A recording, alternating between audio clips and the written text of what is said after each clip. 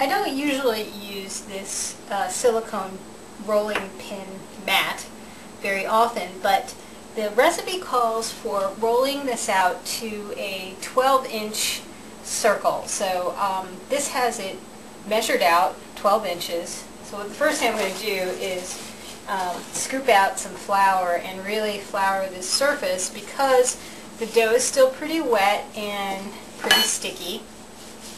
And I'm going to do the same thing to my rolling pin. Roll it in there. This, by the way, is a great rolling pin.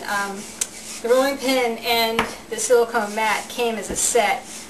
It was on sale at the King Arthur Flour people, the baking people. So, okay. Let me get this out here. Move the flour out of the way.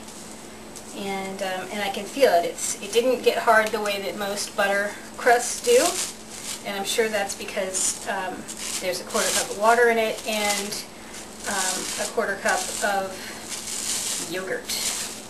Oh yeah, that's pretty wet, and I'm guessing pretty darn sticky. So I'm going to flour it really well, and before I roll it out, because I'm sure it's going to stick like mad. In fact, I'm going to scoop out a little more flour and stick it over here on the side just in case I need it along the way.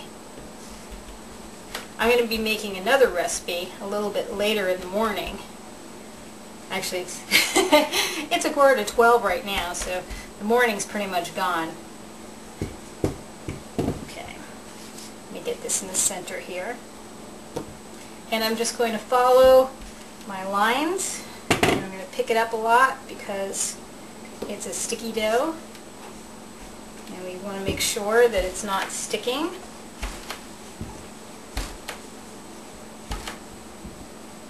Okay. I think I floured it enough. I think that's good. Move some of this flour out of the way. It's got a really nice scent to it from the yogurt and the sage, and it's rolling out very nicely. We want to get it pretty round. I have a feeling with the quantity of filling that we have, we might need it to be a little bit bigger than 12 inches. So I'm going to roll it out to be about 14 inches. Let's be a little bit rounder. And then what I'm going to do is wrap it around my rolling pin so that we can transfer it to a parchment lined, I think we're there, a parchment lined baking sheet. Roll this up. You know what? I'm going to dust this with a little flour so it doesn't stick to itself. And it's still nice and cold, which is great. We're not going to handle it too much. And I'm going to quit. Whoop, that's sticky right there. Do this really fast so that you don't have to handle it too much. And put this over here for a second and move this out of the way. This is the great thing about this. You can just roll it up, lift it up, and move it out of the way. Okay, so here's our baking sheet, and I'm going to unroll our crust. Try to get it even on the parchment paper. Okay, now I'm going to take our filling and add it right to the middle and then spread it outward. The thing about the galette is that it's really free-form, and the top is going to be open, but it's going to, the pie crust, there we go, move that out of the way. Pie crust is going to come up around the sides a little bit, not a huge amount. Let's fold this up So we get these nice folds. If it tears, don't worry about it. You can patch that up, or you can just fold up the piece around it.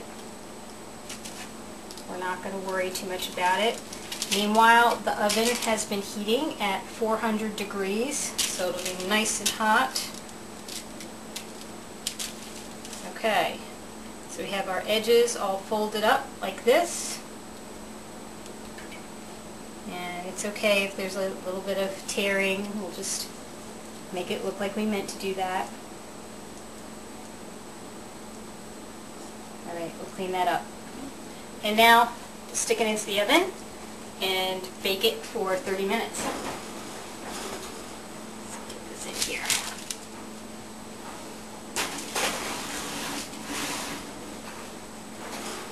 I pulled the galette out a little bit early because we are going to bring this to Thanksgiving dinner at my mom's house tomorrow. And it looks wonderful, smells wonderful. And I'm going to let it cool on a rack and then wrap it tightly in foil after it's cooled completely. Right now I'm going to move on to my other recipes, but thanks for staying with me during the making of this butternut squash and caramelized onion galette.